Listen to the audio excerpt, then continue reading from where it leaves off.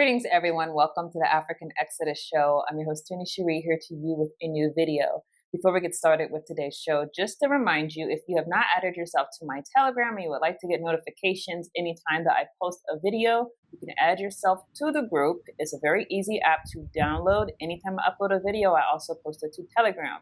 In addition, if you wish to support this channel, you could do so through Cash App, and you can also do so through subscribing through my Patreon. There, I also post any materials that I use for the videos, such as today I'll be posting these PDFs also inside of my Telegram. So this is the weather forecast segment where we talk about biblical prophecy manifesting inside of the here and now. Last time we spoke about the beast system already being intact, which I felt like was important because many of us are not prepared for the reality that the enemies of Yah have been putting out plans to control our daily lives, control our food supply, our water supply, and use that control for leverage to make us do whatever it is that they want us to do. So something that I felt like was important to emphasize with this exact topic is the fact that the people who are in control of the international institutions, they're not people who they put themselves out there to be. They're not people who are agnostic to different religious faiths or religious systems, as many of them pretend to be. Some of them even might put themselves out there as being atheists. No, that's not the true reality of what is controlling our world system. In fact, one of the most important aspects for me to wake up and realize that all of this stuff is being planned and orchestrated literally by the hand of Lucifer is for me to realize that all of these people inside of high places are pointing to a similar philosophy and set of principles where Lucifer has actually put himself out there as being the light bearer, as being the one who is going to come and emancipate humanity.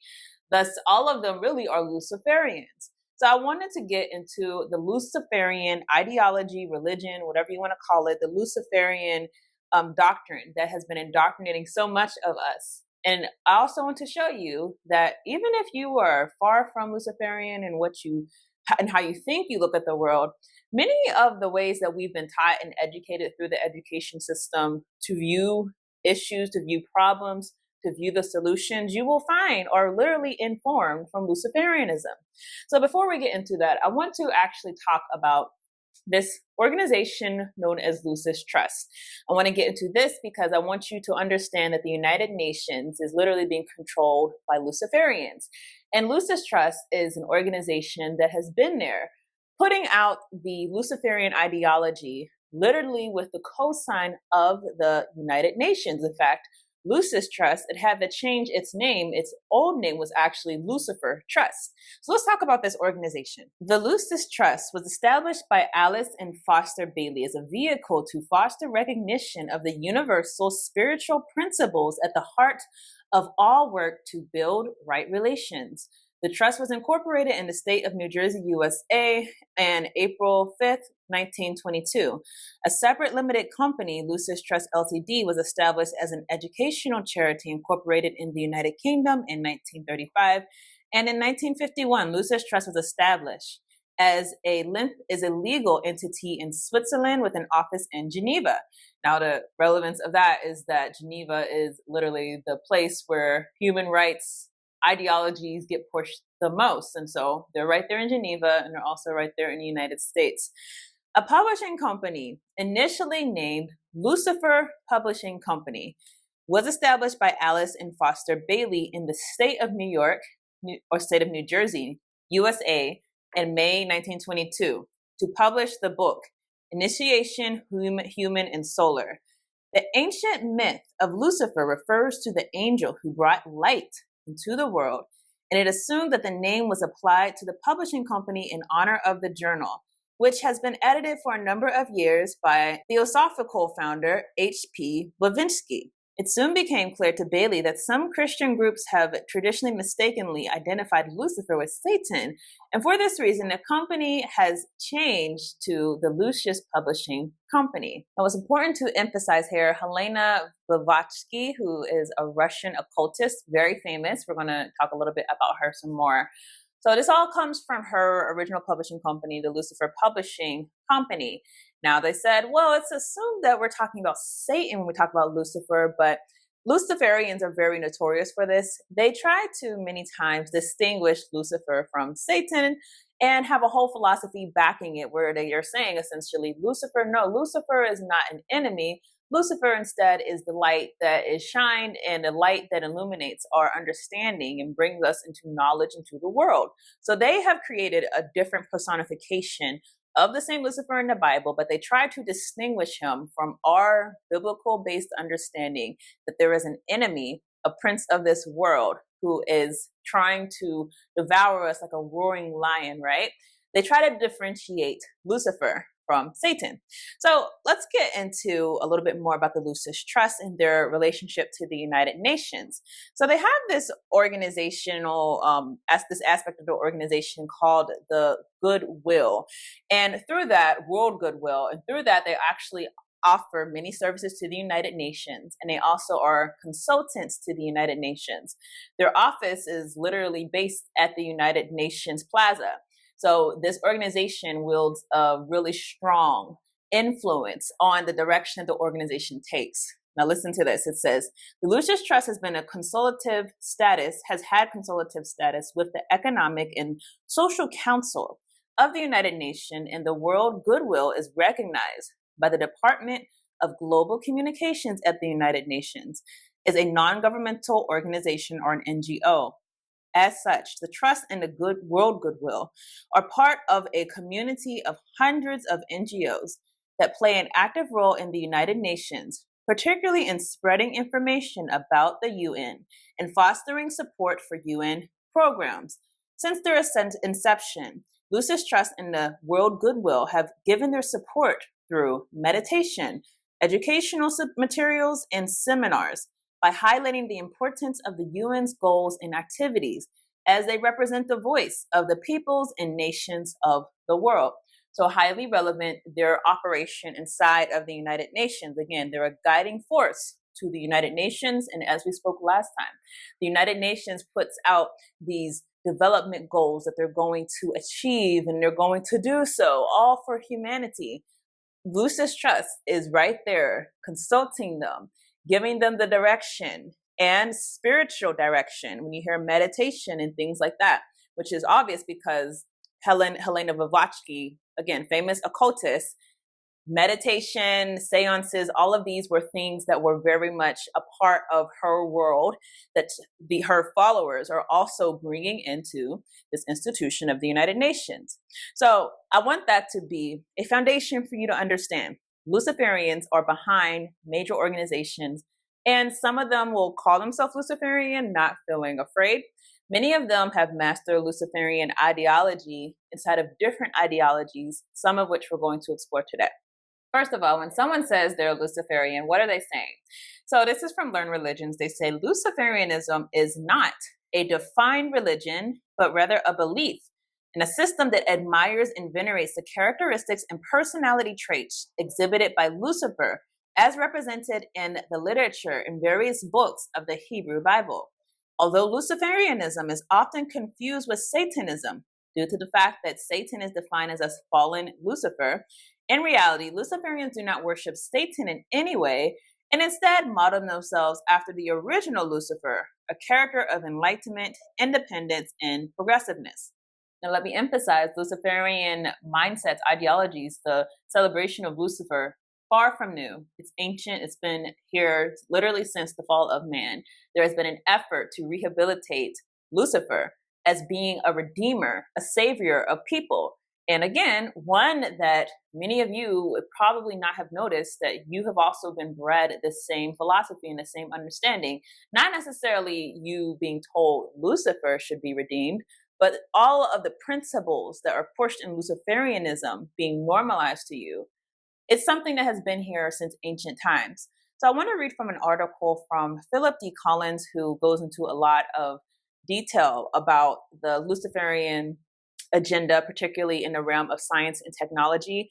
I'm just going to read an excerpt from his article. It says, Luciferianism is the product of religious engineering, which sociologist William Sins Bainbridge defines as the conscious, systematic, skilled creation of a new religion. In actuality, this is a tradition that even precedes Bainbridge. It has been a practice of Freemasonry for years. It has also been a practice of Masonry's religious and philosophical progenitors, the ancient mystery cults. The inner doctrines of the Mesopotamian secret societies provided the theological foundations for the Christian and Judaic heresies, Kabbalism, and Gnosticism. All modern Luciferian philosophy finds scientific legitimacy in the Gnostic myth of Darwinism. As evolutionary thought was popularized, variants of Luciferianism were popularized along with it, particularly in the form of secular humanism, which shall be examined shortly.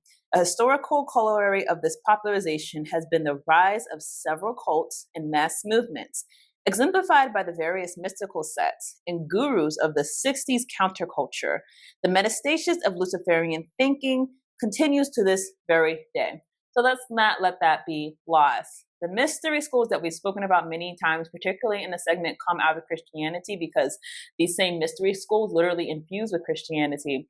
The mystery schools were progenitors of this idea because they were the sacred keepers of truth and knowledge. They were said to have been given the knowledge directly from the original light bearer. So these people are saying that, yes, we regard this truth, this idea that knowledge and pursuit of enlightenment is the goal of all mankind. And famously, again, Freemasonry, you won't hear most Freemasons say this, particularly the higher degrees, but the higher you go up the Freemasonry ranks, the closer you get to the knowledge of the fact that the supreme architect, I believe that's what they call him, or supreme builder that is celebrated inside of Freemasonry is actually Lucifer. So even in Freemasonry, even inside of the mystic cults, all of these ancient societies had an understanding of reverence towards Lucifer. Now, I know you're probably thinking what I was thinking when I first heard this. Why? I mean, why would you have a reverence for the head demon, the one who literally made man turn against Yah, put man in rebellion against Yah? Why would you have any reverence for him? And it's an interesting, sick twist on ideology, I think, but it's one that you can kind of grasp because, again, we've been spoon-fed it so many times, there's so many ways. This idea of reason and logic, this idea of the pursuit of knowledge, this idea that our ultimate goal inside of life is the pursuit of knowledge of all, the good and the bad, right? The things that are sanctioned by Yah and things that have not been sanctioned by Yah. So this idea of the pursuit of knowledge and reason and thinking and all these things is something that we have not necessarily connected to the fact that all of these are being pushed by the Luciferian agenda as being positive things that Lucifer was just offering to humanity. Hey, do you want to be like animals that don't have a knowledge, or do you want to have knowledge of good and evil? Well, if you want to have knowledge of good and evil, you'll be just like gods, right? And that's something else that comes out of the Luciferian ideology. You'll be like gods. You'll be able to reach that level, a higher level of humanity. You'll be superior, right? So what's wrong with that? What's wrong with being like gods? That's how they understand Lucifer. He was offering them knowledge and the ability to be like gods. So going on, it says Luciferianism represents a radical reevaluation of humanity's ageless adversary, Satan. It is the ultimate inversion of good and evil. The formula for this inversion is reflected by the narrative paradigm of the Gnostic hypostasis myth. As opposed to the original biblical version, the Gnostic account represents a reevaluation of the Hebraic story of the first man's temptation, the desire of mere men to be as gods by partaking in the tree of knowledge of good and evil. Like the hypostasis, the binary opposition to Luciferian mythology caricatures Jehovah, or we know Yahuwah is the correct term, as the oppressive tyrant. He becomes an archon of arrogance, the embodiment of ignorance and religious superstition. We rebuke that, obviously, in Yahushua's name. Satan, who retains his heavenly title of Lucifer, is the liberator of humanity. Masonry, which acts as a contemporary retainer for the ancient mystery religion, reconceptualizes Satan in a similar fashion. Lucifer represents life through progress, civilization, liberty, independence, Lucifer is the logos, the serpent, and the savior. That is a quote from Helen P. Blavatsky. So let me emphasize this particularly about the complete inversion, really, of the truth, right? Yahuwah creates man for a certain role. First of all, our role is dependence on him. And that's one thing that Luciferians, as people who want to highlight and celebrate humanity separate from Yah, that's something that they rebel against. The fact that Yah literally created us to be dependent on him. And he also created us, obviously, to need each other. But specifically, Adam depended on Yahuwah. If you think about the state of nature that existed inside of the Garden of Eden, where literally Adam did not have to work hard to till the ground in order to receive the fruits, right? He did not have to labor hard. Yah created a system that worked so succinctly for man, who depended on him, who depended on his knowledge, who depended on his creation and creativity.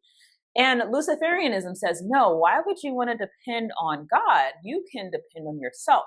You yourself can be a God. You yourself can do for yourself, right? That whole self-reliance, whole mindset, which is why I used to say self-reliance for myself, but now I say Yah reliant, because I understand that my ultimate fulfillment as a person is literally in the realization that I am completely reliant on Yahuwah. Something that goes completely contrary to what we're being taught and bred through this system. They want us to think that life without Yah is fulfilling. Life without religion, life without faith, all of these things are taking away for our quality of life. That's what they'll tell us.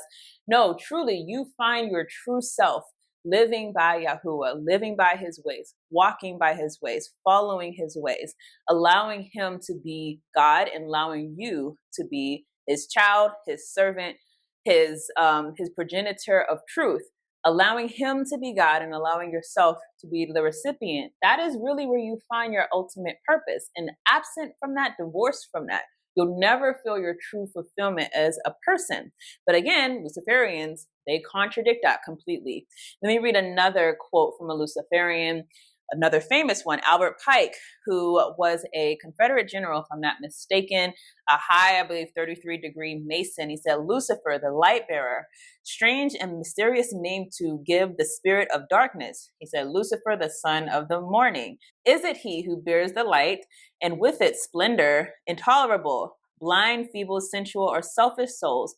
Doubt it not. That's inside of Morals and Dogma of Ancient Accepted Scottish Rite. And also Manly P. Hall, another famous Freemason, he says, when the Mason learns that the key to the warrior on the block is the proper application of the dynamo of living power, he has learned the mystery of his craft. The seething energies of Lucifer are in his hand, and before he may step onward and upward, he must prove his ability to properly apply energy. So I'm going to read from this PDF that talks about the principles of Luciferianism. The reason is I want you to understand how this has literally been bred to us through television programming, through education, the education system, in very sublime ways that you might not catch on to off guard. So let's just read one section. It says, who is Lucifer? He's an illuminated being who chooses rather than idolizes. It says Luciferianism is about seeking knowledge from both within and without. While many practitioners do recognize Lucifer as an actual being, they envision him quite differently than Christians do, and they are in no way dependent on him in the same way that followers of other religions regard their key figures. So think about how important that aspect is. Having a God, lowercase g, that you're not dependent on, feeling like you don't depend on anyone, that you can depend on yourself. Again, self-reliance philosophy that completely spits in the face of everything that Yah told us about how we are to regard him. Read this part right here. It says, accept and glorify primordial carnal nature. It says humans are both rational and physical, according to Luciferianism. One should not be ignored or denigrated in order to prioritize the other. and neither impulse should be denied as corrupt or sinful. Luciferians accept and delight in the so-called pleasures of the flesh, meaning we are going to completely celebrate the flesh, celebrate the sinful nature, the carnal nature, the one that puts us in rebellion against Yah. Instead of demonizing it, instead of trying to distance ourselves from it, we're going to celebrate it. Now, of course, this is where Luciferianism and Satanism kind of mesh in, because what is the mantra of Satanism? Do what thou wilt. If your flesh wants this, do it. If you want to do this, do it. You have no consequences. So you can see how those two philosophies mesh together. Going on, it says, support and protection of the natural world. Luciferians share some beliefs of the New Age philosophies in their celebration and protection of the earth, or terra, in the natural world. They strongly disagree with some religious systems that see man's role as one which is entitled to freely use and abuse of natural resources. Now, this is where you see, obviously, the environmental movement kind of being reflected inside of this philosophy.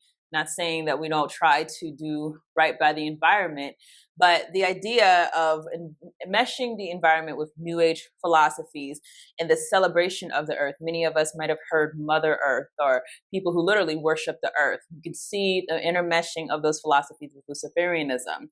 I also want to talk about the arts and sciences, because this is very important. Who are the people who are many times pushing rebellion against Yah? We're pushing sinful nature, pushing the idea of flesh and pursuit of your own desires. Many times you get this through the entertainment industry, you get this through music, you get this through movies, and it's no coincidence, because in Luciferianism, they adhere to the Renaissance attitude when it comes to arts and sciences. Both creative expression and scientific exploration and understanding are regarded as equally important to mankind as a whole and to our individual personal development.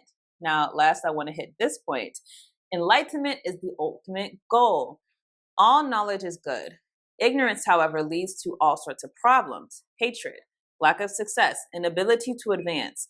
Unlike other belief systems in which faith plays a primary role, Luciferians celebrate knowledge of all types as well as the key to enlightenment and happiness in this life. Now, I want you to keep all of these principles in mind, because we're going to now change course and talk about humanism. Because as I said, most people do not identify themselves as Luciferians today. Instead, we have other philosophies that are more acceptable in the mainstream, one of them being humanism. And humanism, you will find, is literally what we've been bred into. We have been bred to think that we can live without Yah. We can do without Yah. We can provide our own needs. We don't need to reverence him at every moment. You don't have to talk about him with your friends or family. You can literally live a life. If you want to be religious over here. Live the rest of your life without your God. That's what we've been bred into. And you will see humanism literally is the push of that idea of humanity without God. So I'm going to read some quotes from different prominent humanism or humanist organizations. It says, humanism is a progressive philosophy of life that without theism or other supernatural beliefs affirms our ability and responsibility to lead ethical lives of personal fulfillment that aspire to the greater good. That's from the American Humanist Association. Now, I want to give you a few ways that this has been, again, bred into us. From a young age, you were told you can be whatever you want to be. You can do whatever you want to do, right? You can achieve whatever you want to achieve. Now, is this true? Spiritually and both physically, is this true? No, it's not true. Literally, you can do certain things, but you have not been created to do all things. More particularly, if you're living your life by Yah's will, your heart would say that I don't want to just do anything. I want to follow the will of Yah. What does humanism teach children? Follow your own pursuits. If you want to do it, go for it. I've been bred with this mindset. I've been bred to literally think, whenever you want to figure out what you want to do with your life, figure out your talents, what you're interested in, that's it. No one says figure out Yah's will for your life, because they are teaching you that your will, your desire, your decision is yours. You don't have to go to anyone else to check on it or to give their opinion on it. Literally, you are your own self-sustaining human being. So let's go to another quote. This is from the Humanist magazine. It says, humanism is a rational philosophy informed by science. What were we told all during the pandemic? That trust science, believe science. Well, this is a rational philosophy informed by science, inspired by art, motivated by compassion, affirming the dignity of each human being. It supports the maximization of individual liberty and opportunity, consonant with social and planetary responsibility. It advocates the extension of participatory democracy and the expansion of open society, standing for human rights and social justice, free of supernaturalism. Let me emphasize this: free of supernaturalism. It recognizes human beings as part of nature and holds that values, be they religious, ethical, social, or political, have their source in human experience and culture. Humanism thus derives the goals of life from human need and interest, rather than from theological or ideological abstractions, and asserts that humanity must take responsibility for its own destiny. And what did you hear here? A number of things. As we said, informed by science. And we've been told, trust science. Don't trust God. Don't trust Yah. Trust science. Don't trust anything that your faith tells you. Trust science. That's what we've been told. Inspired by art. I mean, as we said, the arts are really one of the vehicles through which Luciferian or humanist philosophy gets taught to the masses. But important to emphasize the emphasis on human rights and social justice. When you think about the UN Strategic Development Goals, all of them, if you think about them in this light, are pushing this idea that we can achieve these things absent Yah. We can achieve no poverty, no hunger. We can achieve an environment that's going to be saved from all pollution. We can achieve these things, again, absent Yah.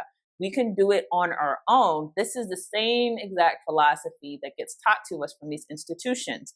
I'm going to read two more quotes. I'm going to read one from Humanist International.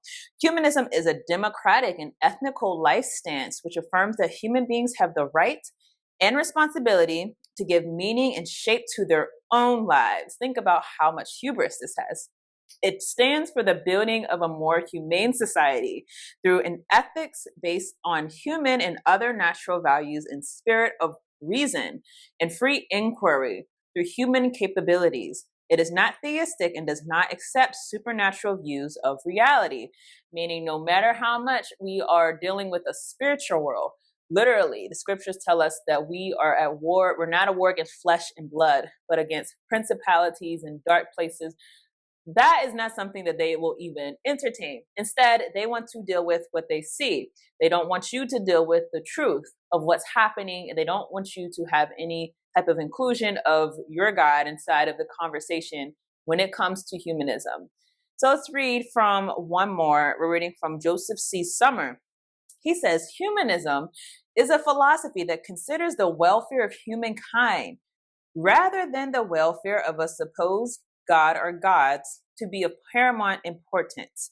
Humanism maintains there's no evidence for a supernatural power ever needed or wanted anything from people, ever communicated to them, or ever interfered with the laws of nature to assist or harm anyone.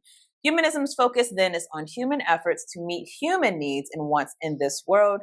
History shows that those efforts are most effective when they involve both compassion and the scientific method, which includes reliance on reason, evidence, free inquiry. Humanism says people can find purpose in life and maximize their long-term happiness by developing their talents and using those talents for the service of humanity. Humanists believe that this approach to life is more productive and leads to a deeper and longer lasting satisfaction than a hedonistic pursuit of material or sensual pleasures that soon fade. So what is the commonality inside of humanism that we see, again, push so much inside of our life? This idea that we can live absent Yah, this idea that we rely on reason, that's what we're always taught through the educational institutions. This idea that we can solve our own problems. And this is all throughout the world organizations. If you think about why Bill Gates will release GMO mosquitoes into the environment, we can solve our own problems and do all these different vaccines and tests. We can solve our own problems. Whenever these people are coming up with solutions that usually are problems, they say that we can do it ourselves. We don't have to pray. We don't have to fast. We can control our own reality. That is what's being sold to you. How many times whenever you're watching secular television, will you ever see someone say, oh man, this is crazy what's going on in the world. Let's pray and fast. No, you won't hear people say that. They'll tell you to trust science or to trust experts, to trust humanity, to trust humankind. Again, this is the hallmark of humanism. And when you think back of what I said about Luciferianism, I'm sure you caught so many similarities that we literally are spreading Luciferian ideology to our children. Whenever we teach these ideas, whenever we teach them that they can live life without Yah, that they should live a life in pursuit of knowledge instead of spiritual relationship with the Most High, when we teach these things, we're spreading that Luciferian ideology that you can be a person without a savior, without a God, without an Elohim, separate and living a life of fulfillment based on your own desires and your own will and your own wants. So I want to go forward and talk about the fact that humanism, again, is being spread today in a different way. Now we're starting to hear about transhumanism more and more. Transhumanism, this idea that we can actually succeed in that promise that Lucifer offered to Adam and Eve, that we can become gods or become like God. And the way that has been marketed to people is through technology, through the tech revolution, the fourth industrial revolution, which includes AI, includes different type of scientific mechanisms that we can manipulate our DNA, genetics, that we can manipulate technology to breed ourselves with technology, that through those technologies, we can become like gods. And that's why technology has always been something that's been pushed to the forefront as a means of self-reliance, instead of being a tool to understand that we are still not in a position of being a god. So I'm going to read from Britannica on transhumanism. It says, transhumanism, philosophical and scientific movement that advocates the use of current and emerging technologies, such as genetic engineering, cryonics, and artificial intelligence, nanotechnology, to augment human capabilities and improve the human condition. Transhumanists envision a future in which the responsible application of such technologies enables humans to slow, reverse, or eliminate the aging process, to achieve corresponding increases in the human lifespan, and to enhance human cognitive and sensory capacities. The movement proposes that humans with augmented capabilities will evolve into enhanced species that transcends humanity, the post-human. Now, why do they want to alter our DNA and live longer? Because they know that if they realize that the God of the Bible is true, they understand that this reality to come, the true reality to come, is one of judgment, and one where they will not be able to be celebrated, and one where they will instead receive condemnation. Let's talk about some very popular people who are definitely transhumanists. When you talk about transhumanism, found further support from Silicon Valley entrepreneurs, including Google founder Larry Page, who, if I'm not mistaken, he actually created or tried to create an AI religion, saying that AI could be worshipped as God. Jeff Bezos, Tesla's Elon Musk. In 2013, Page launched a Calico Life Sciences, Calico Labs, a research and development company dedicated to extending the human lifespan through advanced technologies. In early 2022, Bezos and other backers invested $3 billion in Ultos Lab, a biotechnology company seeking to reverse aging and disease. Musk founded SpaceX in 2002 in hopes of establishing human colonies on the moon and Mars, and launched Neuralink in 2016 to develop implantable brain chips. In July 2022, the brain chip company Cycron announced that it had successfully implanted a chip into the brain of an ALS and a patient in the United States. The chip was designed to enable severely paralyzed patients to operate digital forms of communication with their thoughts. As transhumanist ideas developed from theory to actuality in the late 20th century and the late 21st century, ethical concerns increasingly took a central role in the transhumanist philosophy. Scientific breakthroughs, including stem cell therapies and in vitro fertilization, Brain chips, animal cloning, exoskeletons, artificial intelligence, and genomics have redirected the dialogue between transhumanism proponents and its critics from future to the present. Now, something I want to emphasize really quickly, I'm sure most of you can see the issue with, let's say, picking your child's genes or whatnot. But when it comes to animal cloning, exoskeletons, artificial intelligence, genomics, in vitro fertilization, one that you might not necessarily think is wrong, just think about how people, whenever they have a problem, what we're supposed to do, again, we're supposed to go to the Most High whenever we have a problem. I can't give birth to a child. I'm having problems with this. I'm having problems with that. What the transhumanist agenda, the humanist Luciferian agenda tries to do is have us go to man to solve our problems instead of going to the Most High. And so in that case, whenever you might have fertility issues, you don't even take it serious, the idea that I need the Most High to do a miracle. No, you say, I need to get enough money that I can do in vitro fertilization, eliminating your God from the equation. This is what they have us doing all the time when it comes to science and medicine. Things that traditionally you would go to the Most High and say, I need you to do a miracle for me. Instead, now you have reprogrammed your brain that you have to get enough money to pay for an operation, or I need to see this particular expert. No recognition that you only have one need inside of this world, and he is a jealous Elohim and does not want you to stand beside any other Elohims. Now, let me read this last part. It says, advocates of transhumanism argue that emerging technologies can be used to eliminate disease and otherwise improve human life, as well as provide solutions for urgent global problems. As I read this, think about the UN Development Goals. For example, brain chips and mind uploading, initially the fanciful dream of those seeking a form of infinite intelligence or immortality through the computerized extension of consciousness, might be used to cure or overcome neurological disorders such as dementia, Alzheimer's disease, and paralysis. Likewise, the likely catastrophic effects of climate change have spurred some transhumanists to promote space colonization.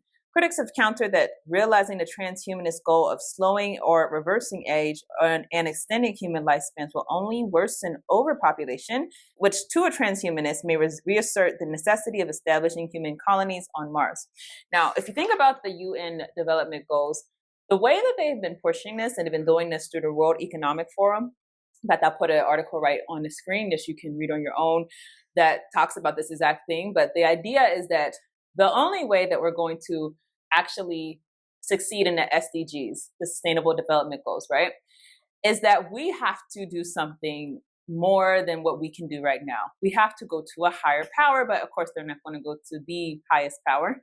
Instead, they want to turn to humanity, and they do that through transhumanism.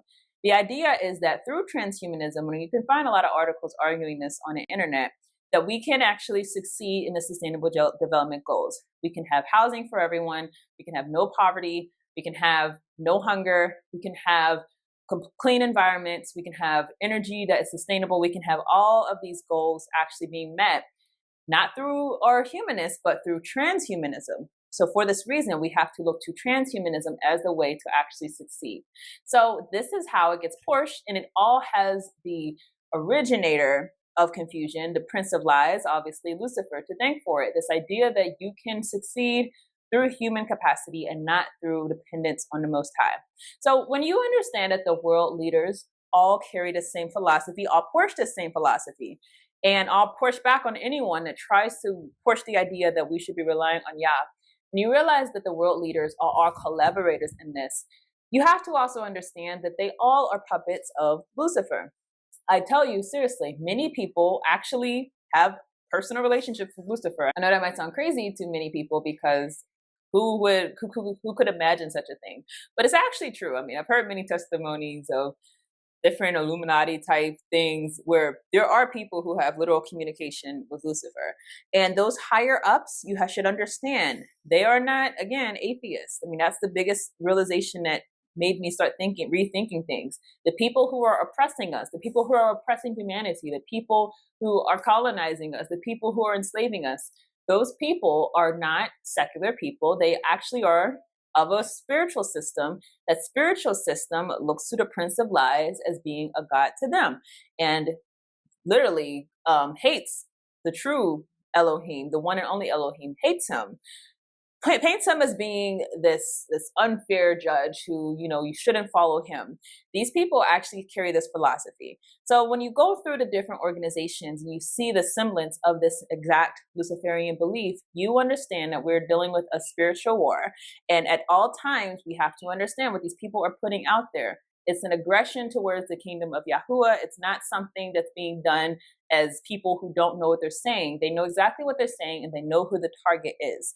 So it's for us to be awoken to this fact and also not spread their propaganda to our children, to our neighbors, to ourselves, and think that it's acceptable to promote life without the Most High. So that's all I have for this particular video. We'll push forward more into this whole idea of the beast system being here and understanding the different layers that has really infiltrated our day-to-day lives. But with that, I thank you all for watching, and y'all willing, I'll see you in the next video. The name United Nations was coined by United States President Franklin D. Roosevelt and was used in the Declaration by United Nations of January 1942 during the Second World War, when representatives of 26 nations pledged their governments to continue fighting together against what they called the Axis powers. So it officially came into existence on the 24th of October 1945, when the Charter was ratified by China, France, Soviet Union, United Kingdom, United States, and by a majority of the other signatories. And every 24th of October, they celebrate this founding of the United Nations. Al-Gahis, he became the acting Secretary General of the establishment of the United Nations. The April 16, 1945 issue of Time magazine called him one of the State Department's brighter young men. It was Hiss and Joseph E. Johnson who later became secretary of the Bilderbergers. So here we have all the secret societies again, who wrote much of the United Nations Charter. So very high Freemasons, Bilderbergers, were responsible for this charter. Patterning it after the Constitution of Russia and the Communist Manifesto. So the Constitution of the USSR is almost identical to the Constitution of the United Nations, for those who did not know that. Winston Churchill, the creation of an authoritative world order is the ultimate aim towards which we must strive, and the United Nations formed part of that. Charles de Gaulle, who was also instrumental, nations must unite in a world government or perish. So the big figures involved had this philosophy. Then there is a man, I don't know how to pronounce his name, Trygve Lie. The first official UN Secretary General was a high-ranking member of Norway's Social Democratic Party, which was, by the way, an offshoot of the Third Communist International. And then came a man, Dag Hammarskjöld. And he was the second Secretary General. He was a Swedish socialist. He openly pushed communist policy. He was the Secretary General of the United Nations from 10 April 1953 to 1961. And he met his death in a plane crash. Now, what did he do in the United Nations? Well, one of the first things he did was to produce or create a prayer room. And there it is on the left-hand side. The stone in the middle of the room was placed to tell us we may see it as an altar, empty, not because there is no God, not because it is an altar to an unknown God, but because it is dedicated to the God whom man worships under many names and many forms. The meditation room is shaped as a pyramid, a trapezoid. The meditation room faces north-northeast. To enter the room, one must proceed from darkness into light. Indeed, the middle order of the Satanic Brotherhood is called the Order of the Trapezoid. And Anton LaVey, who is the founder of the Church of Satan, refers to an occult principle known as the law of the trapezoid. So we seem to have a very occult room here. And then came Utant, the third Secretary General, and he was a Marxist. So here you can see how the philosophy in the beginning was programmed. The New Age agenda was to merge God and nature. That's what Teilhard de Chardin, the father of the philosophy of the UN, said. We must become pantheistic, eradicate male-female distinction, world peace, nuclear disarmament, one world government, one world religion.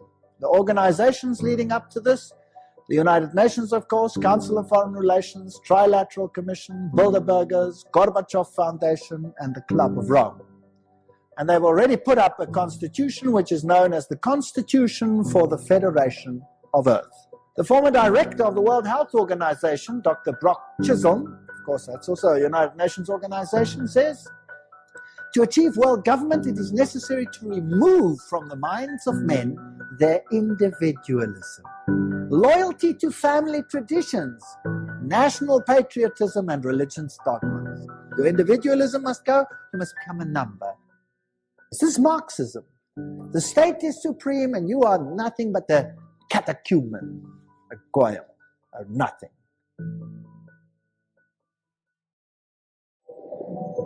UNESCO is a sub-organization of the United Nations. Julian Huxley is the former director of UNESCO. He was Humanist of the Year. He's a theistic philosopher, member of the Communistic Colonial Bureau of British Fabian Society, and signer of the Humanist Manifesto too.